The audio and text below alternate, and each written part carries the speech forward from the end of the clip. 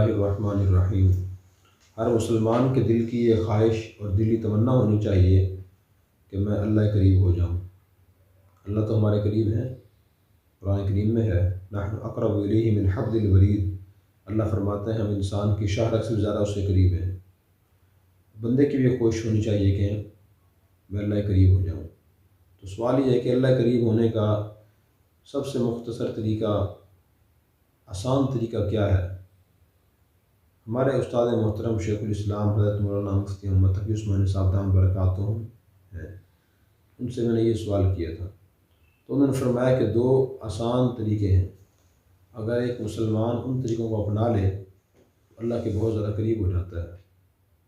پہلا طریقہ تو یہ ہے کہ انسان اللہ کی نعمتوں کو سوچے جو اس کے پاس ہے، ہر آدمی سوچے اور ان نعمتوں کو شکر ادا کرنا شروع کر دے۔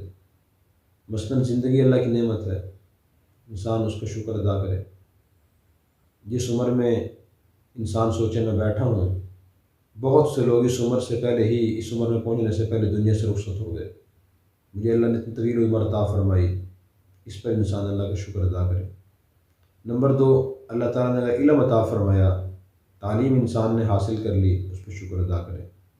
انسان کھانا کھاتا ہے، پانی پیتا ہے، ہر موسم کے پھل سبزیاں میوجات استعمال کرتا ہے، انسان ان کو سوچ کر اللہ کا شکر ادا کرے۔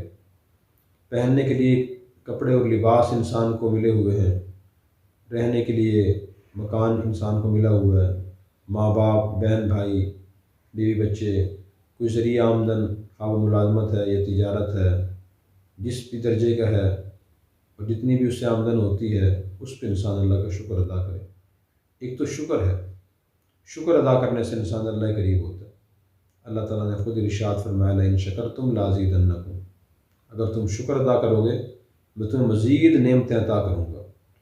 تو اس آیت سے معلوم ہوا کہ نعمتوں کو بڑھانے کا طریقہ یہ ہے کہ انسان جس نعمت کو بڑھانا چاہے اس پر اللہ تعالیٰ کا شکر ادا کرنا شروع کر دے، وہ نعمت بڑھنا شروع ہو جائے گی۔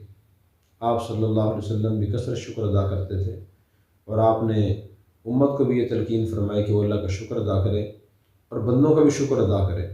آپ نے ارشاد فرمایا کہ من لم یشکر الناس لم یشکر اللہ، جو لوگوں کا شکر ادا نہیں کرتا وہ اللہ کا شکر بھی ادا نہیں کرے گا، اس لیے کہ اللہ تعالیٰ کی ساری نعمتیں انسان کو بندوں کے ذریعے ہی ملتی ہیں۔ انسان کا وجود ماں باپ کے ذریعے دنیا میں آتا ہے، اسی طرح انسان جو کھانا کھاتا ہے، پانی پیتا ہے، بندوں کے ہاتھوں سے گزر کر وہ چیزیں ہم تک پہنچتی ہیں۔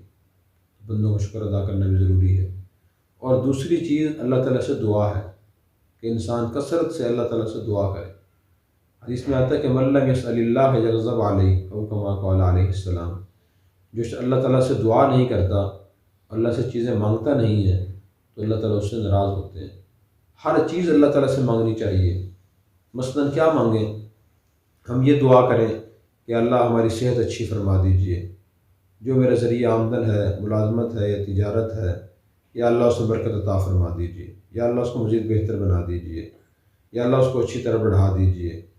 اپنے گھر کے بارے میں انسان دعا کرے، یا اللہ میرے ماں باپ کو، بہن بھائیوں کو، پوری امت مسلمہ کو یا اللہ نیک بنا دیجئے، سب کو ہدایت اور سیدھا راستے پر چلا دیجئے۔ اسی طرح سب کی صحت کے لیے انسان دعا کرے، سب کی نیکی کے لیے انسان دعا کرے کہ یا اللہ مجھے بھی، میرے متعلقین کو، پوری امت کو اللہ نیک بنا دیجئے، ہمیں ہر قسم کے آفتوں سے، نقصانات سے، پریشانی سے محفوظ فرما دیجئے۔ حتیٰ کہ اگر کوئی معمولی سی چیز بھی انسان کے پاس نہ ہو، اس کی ضرورت ہو، تو اس کے بارے میں اللہ سے دعا کرے کہ یا اللہ کپڑے مجھے اور دلوا دیجئے، یا اللہ اچھا کھانا مجھے کھلا دیجئے، یا اللہ آج مجھے پانی اچھا پلا دیجئے، یا اللہ فلاں بیماری نزلہ بخار یا کھانسی ہے، یا اللہ اس بیماری ختم فرما دیجئے۔ جتنی بھی ضروریات ہیں وہ ساری ضروریات انسان اللہ سے مانگتا رہے، اپنی آسائشیں انسان اللہ سے مانگے۔ گاڑی اگر ہے تو ان کی کہ اللہ مجھے اچھی گاڑی عطا فرما دیجیے، دین بھی انسان مانگے، اللہ سے دنیا کی چیزیں بھی مانگے۔ قرآن کریم میں اللہ نے ہمیں دونوں چیزیں سکھائی ہیں۔ اللہ تعالیٰ نے نبی کریم صلی اللہ علیہ وسلم کو دعا سکھائی اور آپ کثرت سے دعا پڑھتے تھے، بہت جامع دعا ہے۔ قرآن کریم کے پارہ نمبر 2 میں ہے ربنا آتنا فی الدنیا حسنہ وفی الآخرۃ حسنہ، اے ہمارے رب ہمیں دنیا میں اچھائی عطا فرما اور ہمیں آخرت میں اچھائی عطا فرما۔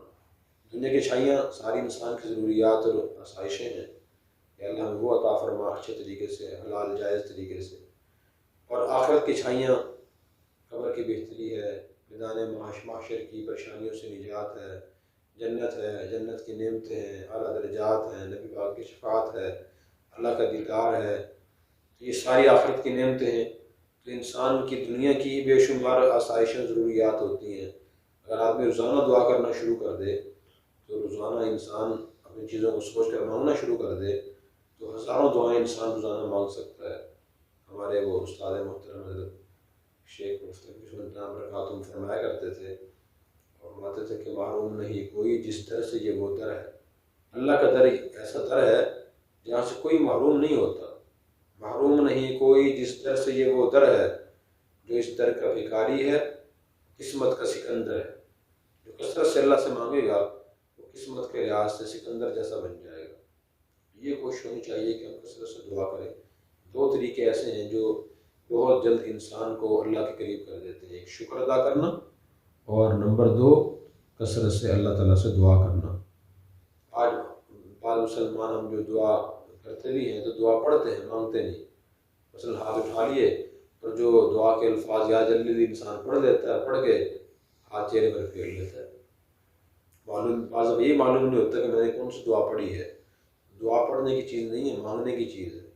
جیسے ایک سائل گداگر بھکاری بہت عاجزی سے منہ بنا کر مانگتا ہے، حاجی صاحب اللہ کے نام پہ دے دیں، تو آدمی کہہ رہتا ہے کہ جی بھلا ہو، اللہ آسانی کرے، پھر دوبارہ بڑی عاجزی سے مانگنے والا مانگتا ہے کہ جی مہربانی کریں 10 روپے سے دے دیں۔ تو ہم بھی اللہ تعالیٰ سے بار بار اس طرح عاجزی سے مانگیں، اللہ میری فلاں ضروریات پوری فرما دیجیے، میری رکاوٹیں ختم فرما دیجیے۔ اللہ تبارک و تعالیٰ ہمیں یہ دونوں نیکیاں زیادہ سے زیادہ انجام دینے کی توفیق عطا فرمائے۔